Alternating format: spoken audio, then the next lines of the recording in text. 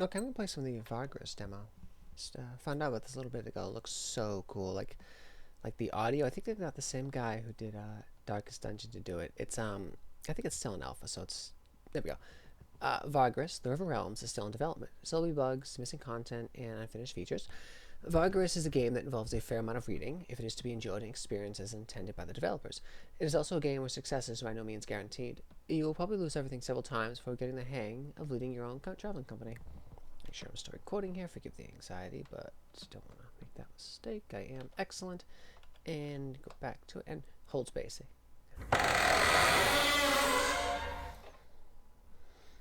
Comitas. An armored traveling company usually carries cargo and passengers across the wasteland of the continent. It can get involved in a variety of jobs ranging from trading to mercenary work. And Vargas, a venture, I see it's almost adventurous, no D, a vagabond, a captain, leader of a comitas. Comitas is Latin. The River Realms, they call it. What a fine poetic name for something as rotten and twisted as our land has become. It was not always so. Long ago, the old empire, the noblest and most enduring society created by humankind, spanned almost the entire continent of Zerine, the cradle of man. But after several millennia of progress and incomparable achievements, inevitably, the empire began to fall into stagnation and decadence. Desperately holding on to their privileges and resisting change while trying to avert the collapse of the realm, the emperor and his theocracy took to measures that were worthy of true despots in cruelty. Subjugating weaker realms, enslaving whole nations, strip mining foreign resources, oppressing imperial citizens, war on several fronts, genocide. Eventually, the gods could no longer tolerate such horrors wrought in their name. Foretold by an abundance of divine omens, they descended upon the empire to right its wrongs. Thus, in a chain of dreadful events that became known as the Calamity, they annihilated the empire in a matter of days.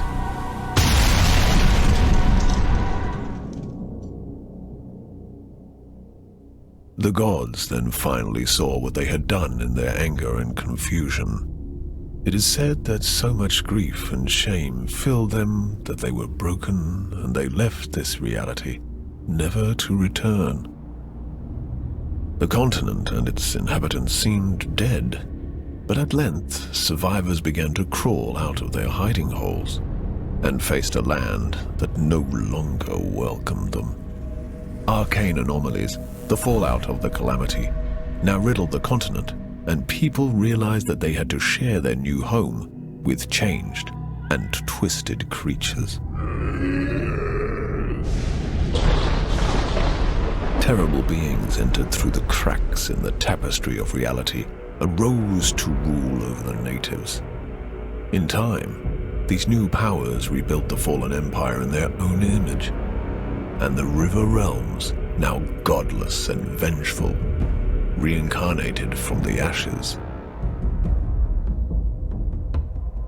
The inhabitants of the land, such as I, now eke out a living under the crushing rule of the new empire. The continent itself constantly resists our every attempt at building a cozy home for ourselves.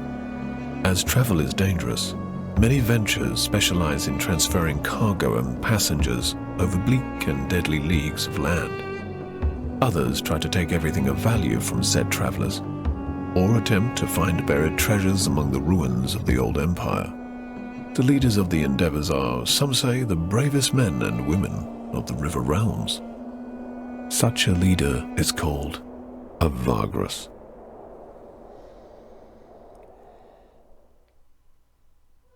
Yeah, that was really good, huh? Whoa. Yeah, I kind of took my breath away the first time I watched it. So, doing the game. Nothing beside remains round the decay of that colossal wretch, boundless and bare. The lone and level sands stretch far away. That's Percy Shelley.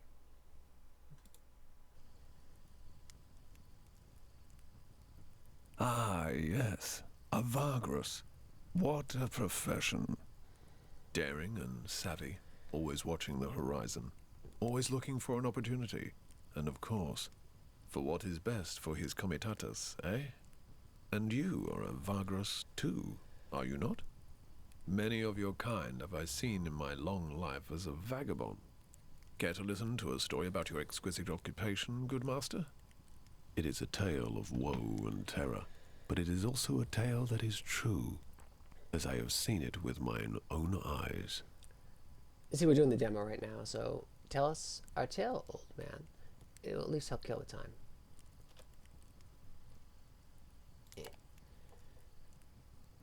Wise you are, good master. My tale is of a Vagrus, such as yourself, but one whose fate was cursed and wrought with ill fortune. It all happened a long time ago. 10 years, maybe more.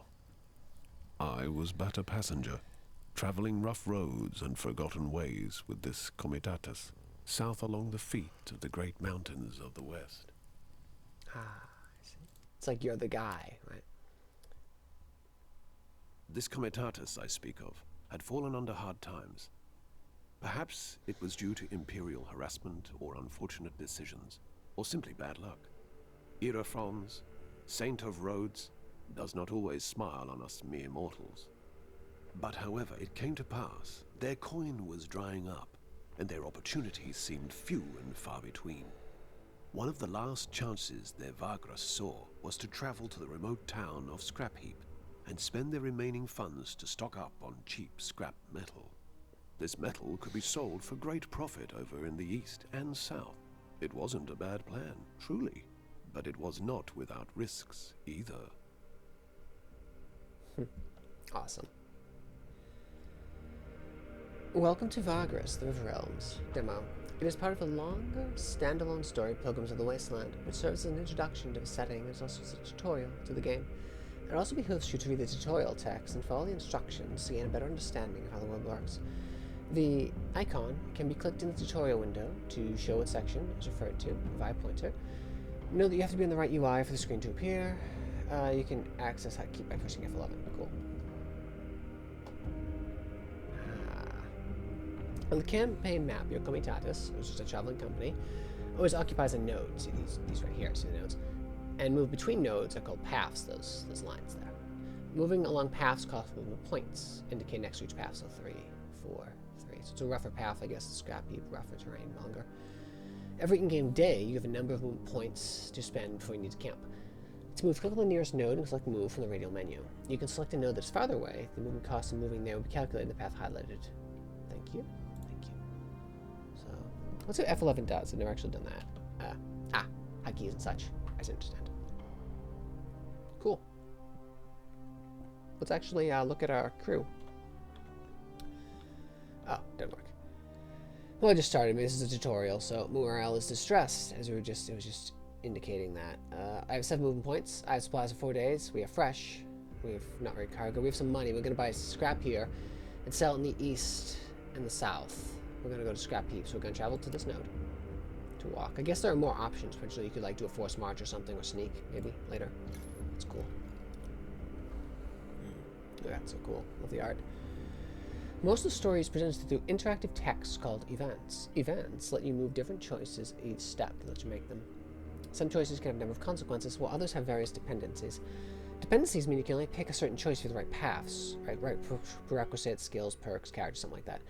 To use a choice, choose it, or select 1 through 9 to select the choice you like. I'll choose the mouse, thank you. So when I first heard that narrator, I was getting all worried, and I'm like, oh god, I'm gonna have to be the guy from Darkest Dungeon. He's gonna narrate everything. It's like, what do I do? But okay, that's just the set things in motion. Pretty cool picture there. Huh? Having gone ahead of the column with a handful of scouts, you watch from a ridge as your comitatus slowly trudges along, making its way ponderously along dominant geysers and broken terrain. All around you, the hills smolder lazily in the perpetual twilight. Are you all right? Javik's voice resonates sympathy as you appear, as he appears next to you on the ridge. You nod slowly, but do not look at him, your gaze lost in the distance where ash cloaks the horizon and the towering mountains of the south and west. Turn to your commies. You notice a sportive smile. You and Javik have been traveling around the realms together for many years now. There's another person in the world whom you trust more than him, except perhaps yourself. I know you feel constrained. But I still feel, like I said before, you made the right choice by leading us here. What do I say? There wasn't much choice. Either that, or I turn my trading license and hang myself. Grim. Don't forget banditry. You can make serious coin waylaying travelers. Jeff's smile is mild, but you're used to his sarcastic humor. Unfortunately for many, that is not a lighthearted matter. Highwaymen and brigands roam the wastes, and foreboding wasteland between settlements and attacks are fairly common. Thus, travelers band together for protection, which gained rise to the golden age of Comitas and Vagri, because those are the plurals. Seriously, though, there may be little choice, but how you go about it matters more than that, I think. How's the rest of the crew holding up, you think? They do have faith in you still, Javik says. It should come as no surprise, since you've known and traveled with most of them for years and years. Some founding members of the Comitas you could trust with your life, but you've heard stories about Vaga who've abandoned for less. Times being what they are. The Imperials cracking down on us independents more heavily than before. Business is tough, everyone knows, and they appreciate your efforts to keep us floating. Our plan ought to give us another chance. Oh, let's click 1. They said I could do 1. I can. Excellent. It's a little clear. The plan. You talked to your traveling company into this a few weeks ago, with each step towards the western mountains more and more of them starting to have doubts, such as the way the road, perhaps. The plan involves a desperate attempt at squeezing a low selling point for metal bits out of the old contact of yours in the town of Scrap Heap, stocking up on said metals, paying the rest of your coin, and bringing the cargo down the Molten Tongue to Devon via Avernus and Ash. There's no shortage of metal in Devon. You know several buyers who'd give a pretty good price for your goods. If you only make it there before others with a similar cargo do, or get waylaid by bandits. Such contacts are the boon of decades spent on the road, such contacts. But even if Narbonne, that villain, gave you an agreeable price in Scrap Heap, the road is not without its dangers, risks. Seeking through the gap between the dead forests and the molten tongues is fighting disaster, so it's not a path many Varga would take, and of course, if this fails, you've utterly run out of alternatives. Yeah, you're ruined. Do you think Narbonne will help us out? That old scavenger is not famous for his goodwill.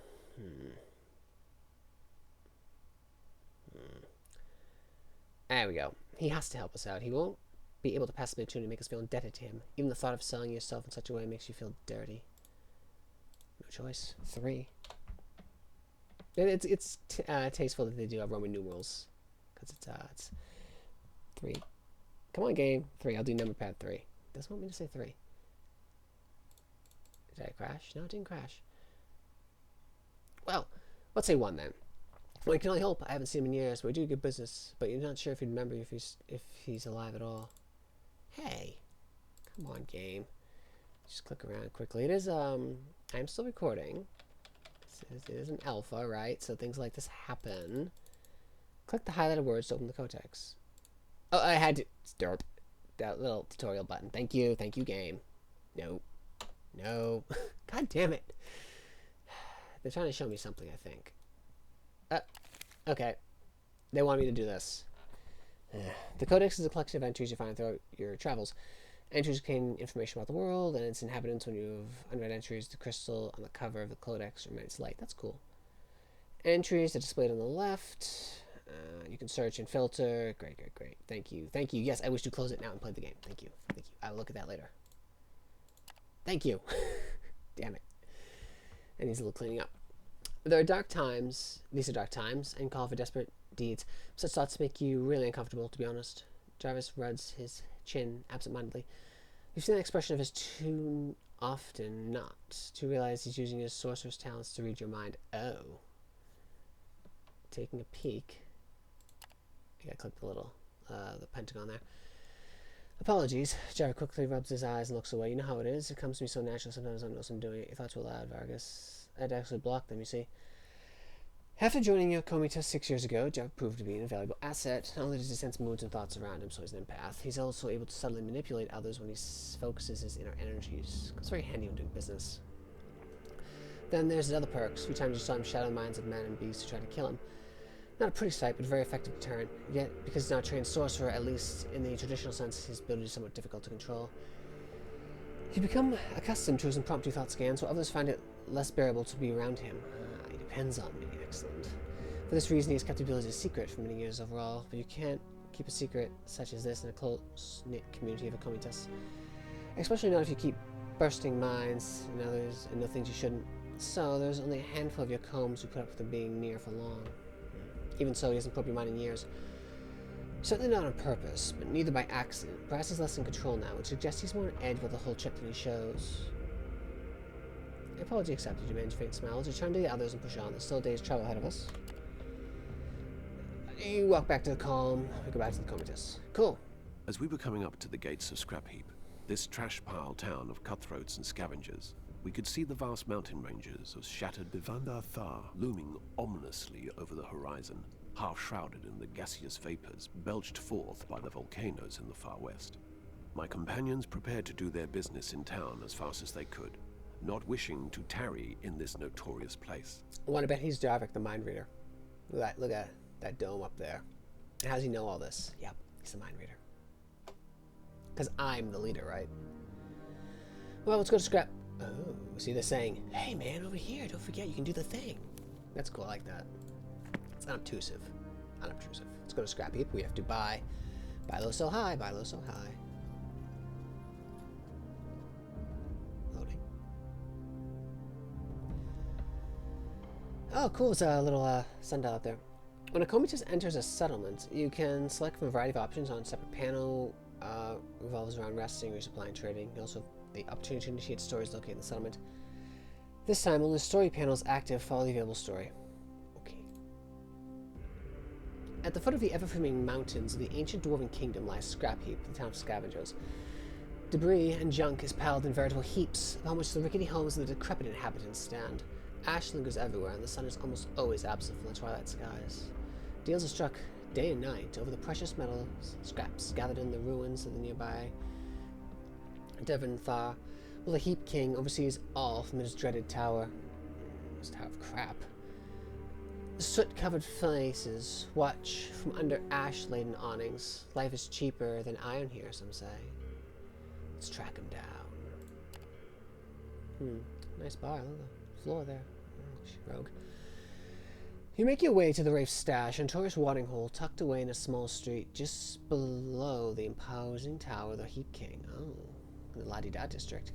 We're not quite under its immense shadow. Not many frequent this establishment, which makes it perfect for Narbonne and his little operation of honest merchants. Apparently the knave is not the only one alive, but has done well for himself in the past decade or so. Taking only Jarvik, you leave the comatose to the care of Titus, your quartermaster, or have you gone negotiating? Ash is flinking from the black skies. You cross the street and nod to the bouncer of the Wraith stash. You give him your sidearms quietly. All of them? Quite trusting.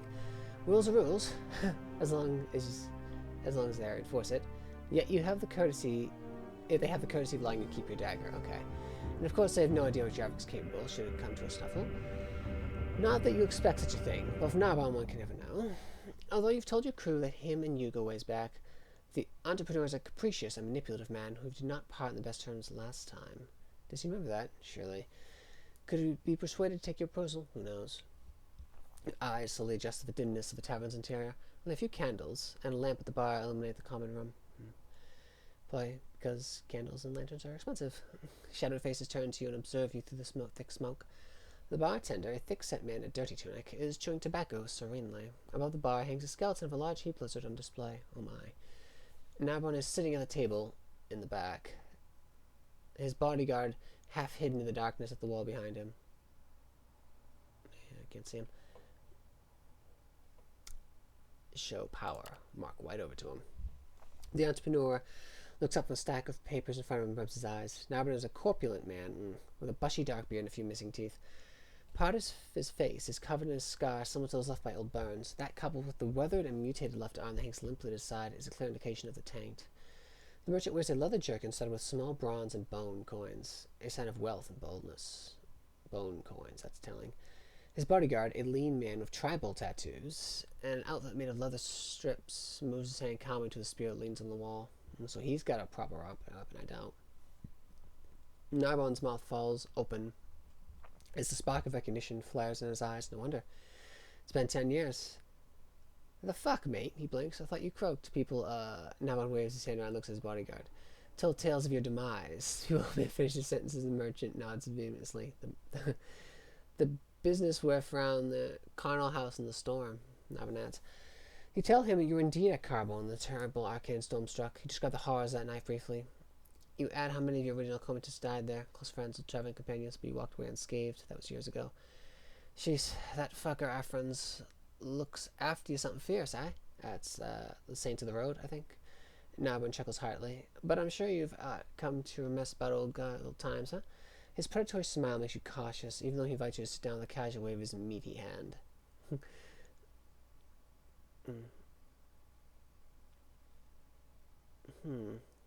He might not remember. Let's get down to business right away. Let's not presume. You tell Norman to let bygones be bygones, and instead listen to what you have got to offer right now.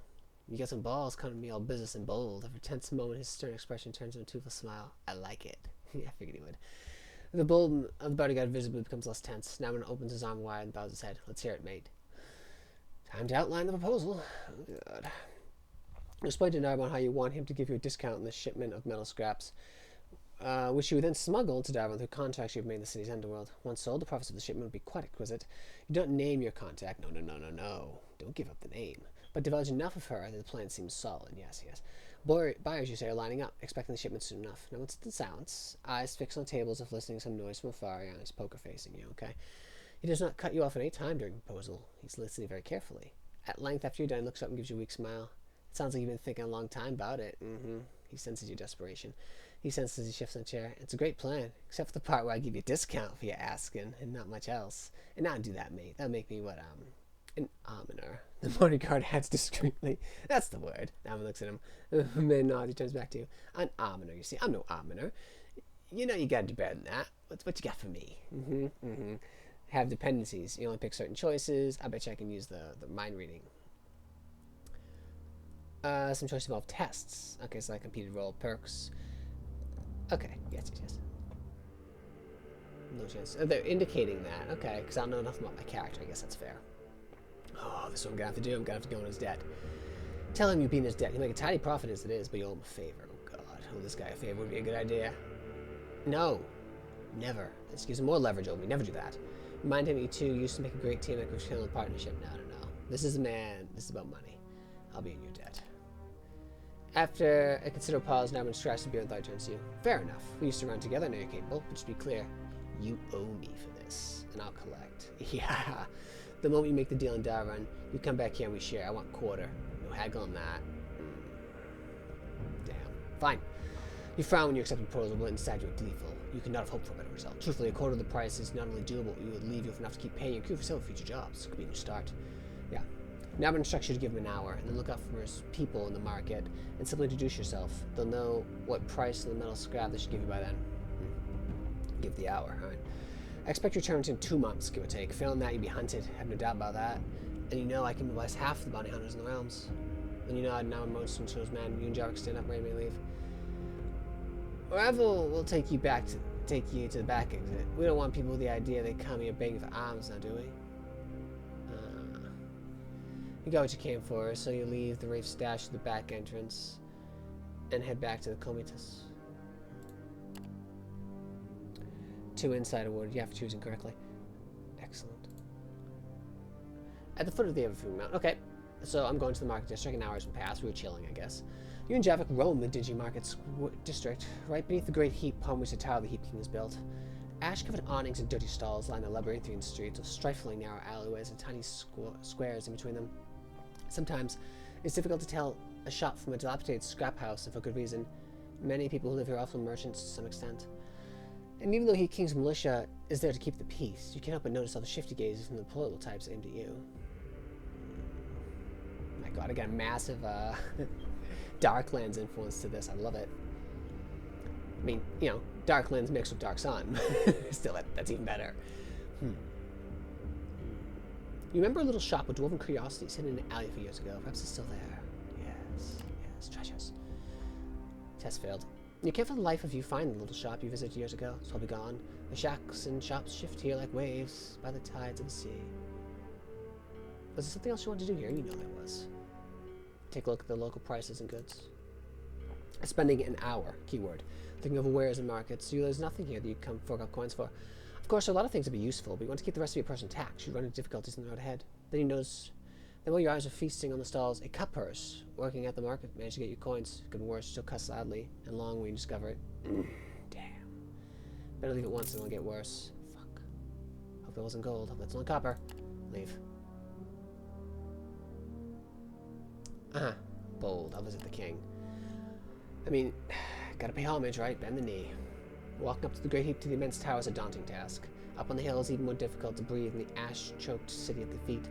A hot wind blows from the south. Every step is slow torture. By the time you reach the gate to the tower, your chest is heaving. You keep coughing up soot.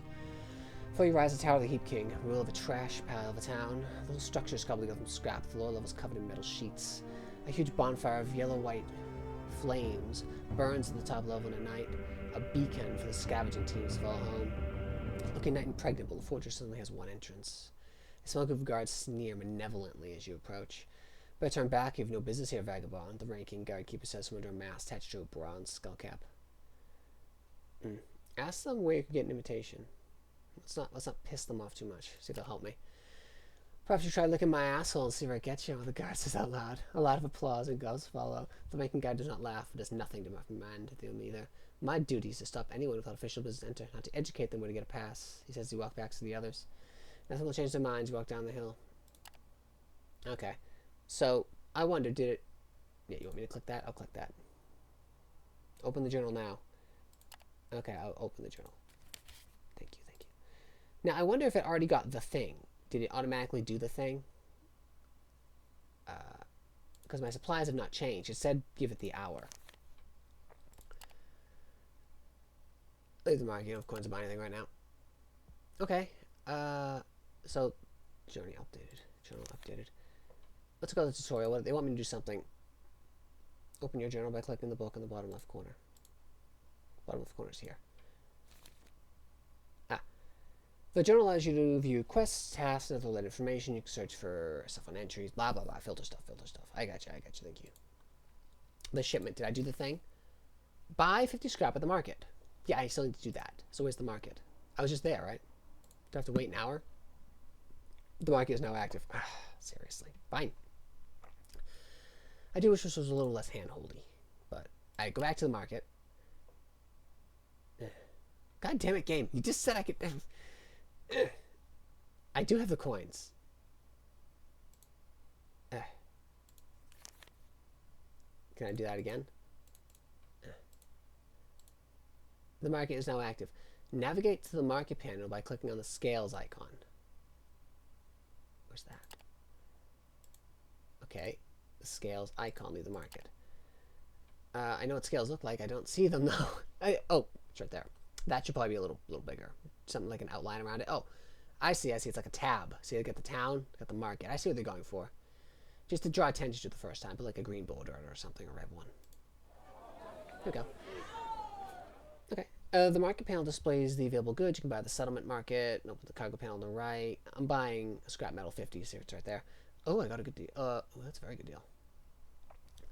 I'm buying or selling. Buy or sell increments by clicking 1. Hold shift and click. Yeah, I know. Buy. Hold shift and click. I want 50. And yes, that's what I've been approved for. Now, I have 3 gold, 5 copper. Okay, I only lost 10 copper piece. Oh, 10 bros. The cargo hold. Okay. Oh, this is me. This is my stuff. What I got. And this is what the market has. Supplies. A bundle of supplies enough to cover 10 consumption. Bread from root, grain with vegetables and mushrooms. A bit of dried meat if you're lucky. I see. Coal.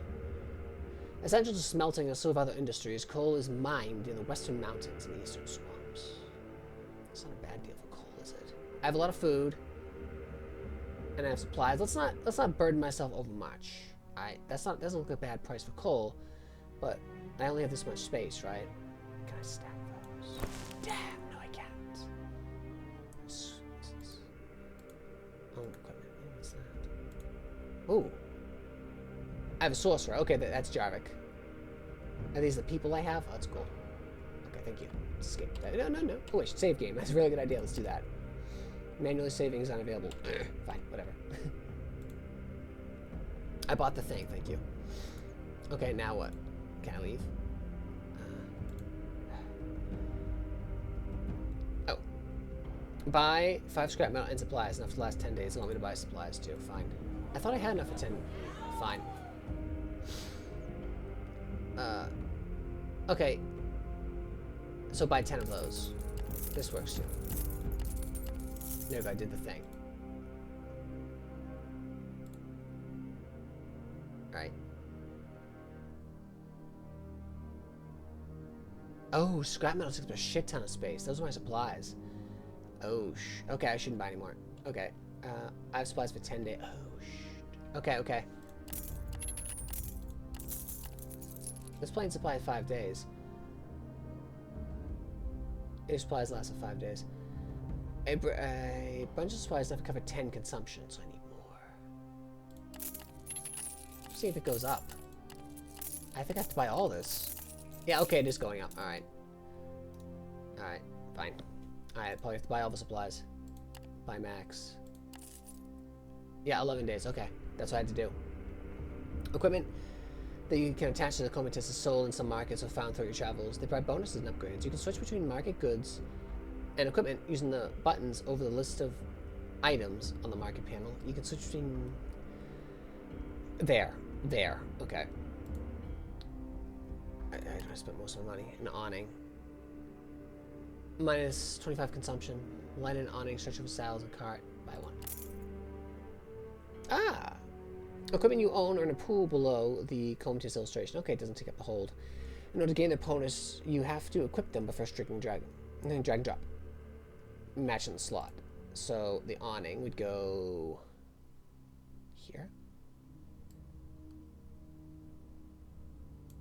Ah! Items. The third type of cargo does not take up cargo space and is not equipable. They are used in trade certain events. Okay. You can swap panels in the settlements, and the active panel will open the corresponding panel of the Comatose management on the left. You can freely choose the settlements panel. When you're done exploring, click the... whatever, that's not very clear. Items do not take up cargo space. Okay. I don't have any items. Okay, whatever. I'm sorry, they're saying I can leave like that now. With all your business concluded, packed up, and you're stocked on supplies, you finally make you ready to leave the Captain's ground heap behind in the morning. You spend the night within a guarded compound. It's not for free, though. Oh, God, silver. You set out at dawn, ashes flitting from the sky, and distant mountains rumble ominously in the morning twilight as your Comatose reaches the west gate of the town. Almost immediately notice that guards and militia at the gates are working in groups, questioning inspecting travelers. Oh, God, move along the inspection. A rogue magister of the Heap King appears to coordinate the search effort, picking out people or traveling groups for inspection. Comatose draws near, draws only a passing glance from him to appraise you and your crew before he mentions the guards let you through.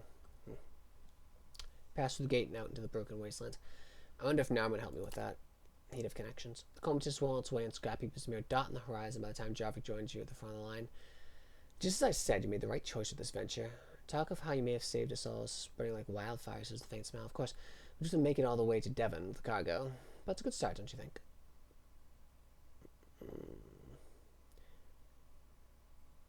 I nod. Well, I'm sure it'll be fine. Inside a wood if you're just nodding. It's not like we started with this business yesterday. With that, you go back to your own duties in the constant monitoring of the horizon. If all goes well, you reach the Wound in a few days, or you can turn south along the edge of the Molten Tongue, travel to Vagrus. The end. Okay, I hope it's not the end. I can keep going, right? In the demo, your progress saved at checkpoints, just as it's been saved now. Also, when you leave a settlement, an autosave occurs. Another autosave occurs when each new day. You load save game from the new menu.